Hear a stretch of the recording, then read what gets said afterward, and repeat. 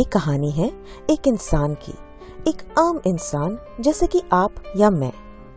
दूर पुरानी बनी हुई पहाड़ियों में बसा था उसका एक घर, और उस घर में बसी थी उसकी जिंदगी। लेकिन दिल और दिमाग, उसका सारा जुनून तो बसा हुआ था घर के आंगन के सामने बिछा हुआ वो बागीचा। सुबह के उगते सूरज से लेकर शाम की ढलती किरणों तक वो लगा रहता था, जी जान लगा देता था अपने इस बागीचे में। एक तो तरफ थे सुंदर से सुंदर फूल और दूसरी तरफ उसने उगाए गोभी के फूल और बीच में बिछी मखमली घास। लेकिन नजर उसकी हमेशा जाती वादियों के उस पार उस दूसरे घर पे, और उस दूसरे घर के सामने उसका बागीचा। अब करता भी क्या, वो बागीचा था ही इतना सुंदर। उसके फूल थे ज्यादा हरे भरे, उसकी घास ज्यादा मखमली और उसकी सब्जियों के खेत ज्यादा हरे भरे। दिन रात ये बात उसको सताए रहती थी कि उसके बागीचे के पीछे क्या राज छुपा हुआ है। और एक दिन उसने ठान ही ली कि अब तो इस घर को ढूंढना और उसके रहस्यों को बूझना और समझना ही पड़ेगा। इसलिए निकल पड़ा वो एक यात्रा पे।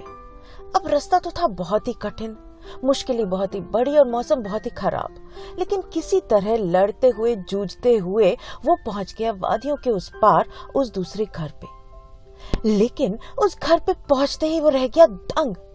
अरे ये क्या, इसका बागीचा तो निकला बिल्कुल आम, इसमें तो कोई बात ही नहीं थी खास।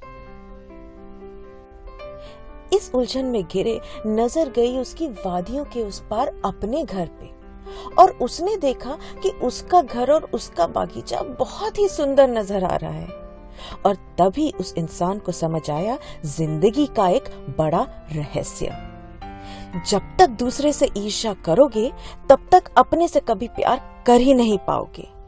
दूसरे की गाड़ी, दूसरे की बीवी, दूसरे का घर, दूसरे का बागीचा, दूसरे के बच्चे, दूसरे की जिंदगी, दूसरे की नौकरी जब तक प्यारी लगे तब तक अपनी जिंदगी प्यारी लग ही नहीं सकती। इसलिए छोड़ दो दूसरों को देखना, छोड़ दो दूसरों की जिंदगी को देखना। जब तक देखोगे दूसरे की जिंदगी, अपनी जिंदगी नहीं जी पाओगे। शुरू करो जीना आज से ही, अभी से ही। अपनी जिंदगी के बागीचे को और सुंदर बनाओ। जानो अपनी ही मिट्टी को, जानो अपने ही सपनों को। अपने सपनों को अपनी जिंदगी का लक्ष्य बनाओ। अपनी मेहनत का ही फल खुद पाओ। आपके ख्वाबों का आईना ही आपकी जिंदगी की मंजिल है। दूसरों को देखना बंद करो और अपनी जिंदगी जीना शुरू करो।